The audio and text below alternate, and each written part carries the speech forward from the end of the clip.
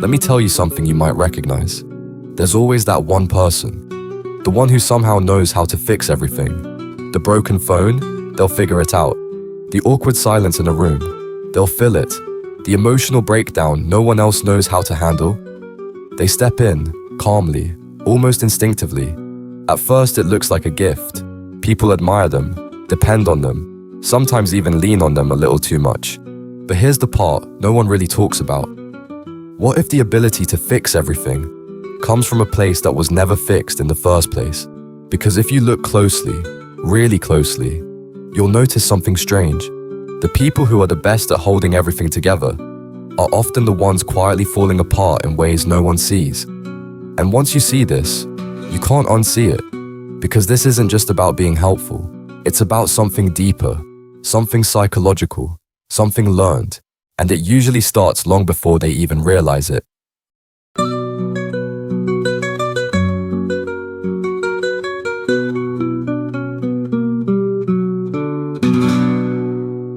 Nobody is born knowing how to fix everything. No child wakes up one day and decides, I'm going to be the one who holds the world together. No, that role is slowly built, piece by piece, moment by moment. Sometimes it begins in environments where things felt unpredictable, where emotions were loud or confusing or simply ignored, where being easy was rewarded, where solving problems made things calmer, safer. So the child adapts. They start noticing patterns. They learn what to say, what not to say. They learn how to read the room before anyone else does. And most importantly, they learn that fixing things keeps everything from falling apart. And that lesson sticks. Years later, it doesn't feel like a choice anymore. It feels like identity. They become the friend everyone calls, the person who always knows what to do. But here's where it gets interesting. Because on the surface, it looks like strength. But underneath, there's often a quiet pressure, a kind of invisible responsibility that never really turns off. It's the feeling that if they don't step in, something might go wrong. And maybe no one has ever said that to them directly, but their brain believes it anyway. So they keep fixing. They fix conversations, they fix plans, they fix other people's emotions. Sometimes, they even try to fix things that were never theirs to fix. And this is where most people misunderstand them. Because from the outside, it looks like control, or perfectionism, or just being too involved. But from the inside, it feels like necessity. Like if they stop, everything might unravel. And here's something even deeper. They don't just fix problems, they anticipate them. Before something breaks, they're already preparing a solution. Before someone gets upset, they're already adjusting their behavior. It's almost like their mind is running simulations in the background, constantly asking, what could go wrong next? And more importantly, how do I stop it? This isn't random. Psychology has a name for parts of this pattern. It connects to things like hyper-awareness and something known as adaptive coping. In simple terms, when someone grows up in an environment where stability feels uncertain, their brain becomes incredibly good at predicting and managing outcomes. It's not just intelligence, it's survival learning. And over time, that survival skill becomes a personality trait. That's why these people often seem calm in chaos. While others freeze, they act. While others panic, they organize. Because chaos doesn't shock them. It feels familiar. But here's the part that most people miss. Just because someone is good at handling chaos doesn't mean they aren't affected by it. They just don't show it the same way. Instead of expressing overwhelm, they convert it into action. Instead of asking for help, they become the help. And for a while, this works. It even gets rewarded. People start saying things like, I don't know what we'd do without you. You're the only one who can handle this. And those words feel good. They feel validating. But they also quietly reinforce something dangerous. And the idea that their value comes from being the one who fixes everything. So they keep going. Even when they're tired. Even when they're overwhelmed. Even when there's nothing left to give. Because slowing down feels unfamiliar. And asking for help, that feels even stranger. Because somewhere along the way, they stopped seeing themselves as someone who needs support. They became the support. And this creates a hidden imbalance. They know how to show up for everyone else, but struggle to show up for themselves. They understand other people's emotions deeply, but have a hard time sitting with their own. And sometimes, they don't even realize it's happening, because when you've spent so long being the one who fixes things, you forget what it feels like to simply be, without fixing anything at all. And that leads to a quiet question, one that most of them never say out loud. If I stop fixing everything, who am I? And that question is where everything starts to shift, because the truth is, not everything is meant to be fixed. Some things are meant to be felt. Some situations are meant to unfold without interference. But for someone who has built their identity around solving, letting things be feels almost impossible. It feels like standing still while something important slips away.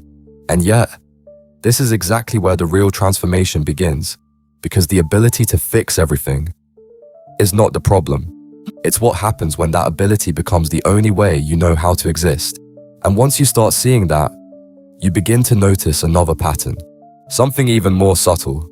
The people who fix everything often choose environments, relationships, even careers, where things are constantly breaking, not consciously, but unconsciously, because it reinforces the role they understand best, the fixer, the one who holds things together. But what happens when there's nothing left to fix? That's where things get uncomfortable, because silence replaces urgency, stillness replaces action, and suddenly, they're left alone with something they've been avoiding for a long time, themselves. And that moment is where the real story begins. And when that moment finally arrives, it doesn't feel like clarity, it feels like confusion, because for the first time in a long time, there's no crisis to manage, no problem to solve, no one calling their name asking for help, just silence. And in that silence, something unfamiliar begins to surface, a quiet discomfort, not loud, not dramatic, just present. Because when your entire life has been built around fixing everything outside of you, being left alone with what's inside can feel like stepping into unknown territory. And this is where most people misunderstand the journey of these individuals. They think the challenge is burnout, or stress, or doing too much. But the real challenge is learning how to exist without constantly earning your place through usefulness. Because for them, usefulness became identity. And identity is not something you just switch off overnight. So instead, their mind tries to pull them back into what feels familiar. It whispers things like, maybe there's something you're missing. Maybe someone out there still needs you. Maybe you should check in, just in case. And before they even realize it, they're back in the cycle. Fixing, helping, adjusting, carrying. Not because they have to, but because it feels safer than facing what's underneath. And what's underneath is often something they've avoided for years. A question that doesn't have a quick solution. Who am I if I'm not needed? Now here's where things get even deeper, because the answer to that question is not something you can fix, it's something you have to discover. And discovery requires something they're not used to practicing. Stillness, reflection, letting emotions exist without immediately turning them into action. And that can feel incredibly uncomfortable at first. Because when you stop fixing everything, you start noticing everything. You notice how tired you actually are. You notice how often you ignored your own needs. You notice how many times you said yes, when a part of you wanted to say no. And those realizations don't come with applause. They come quietly, sometimes even with a sense of grief. Not because something terrible happened, but because something important was missing. The space to simply be a person, not a solution. And this is the turning point, because for the first time, they begin to understand something that changes everything.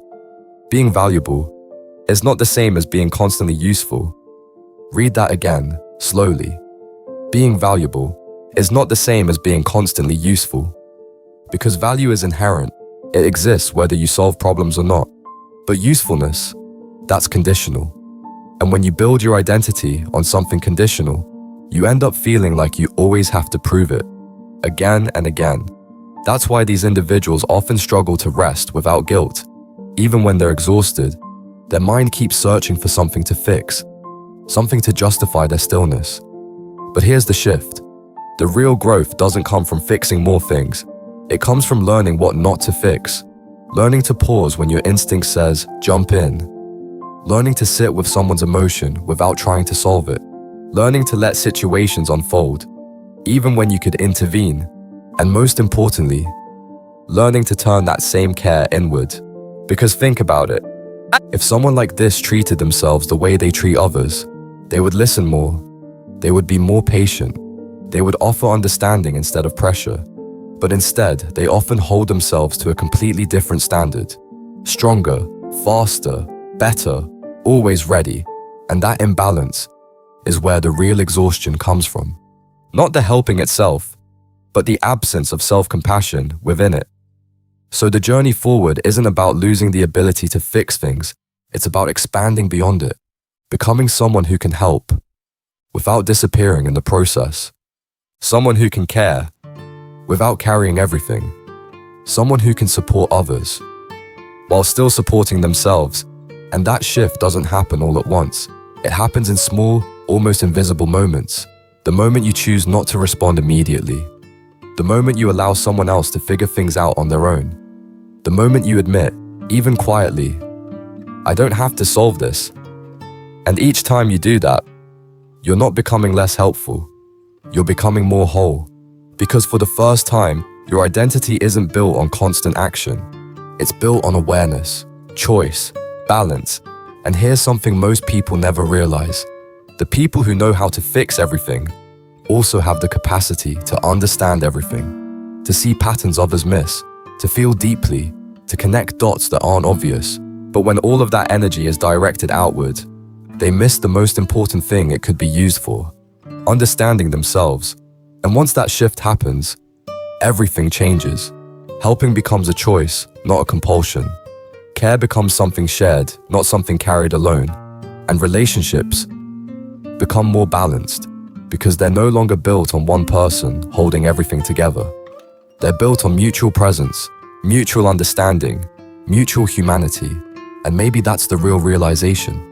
The people who spend their lives fixing everything were never meant to carry the world on their shoulders. They were meant to understand it, to navigate it, to contribute to it without losing themselves in the process. So if you see yourself in this, if you recognize that quiet instinct to step in, to solve, to hold everything together, just remember this. You don't have to stop being who you are. You don't have to lose that ability, but you can learn to use it differently, more consciously, more gently, more fairly toward yourself. Because at the end of the day, the strongest people aren't the ones who fix everything. They're the ones who finally realize they don't have to.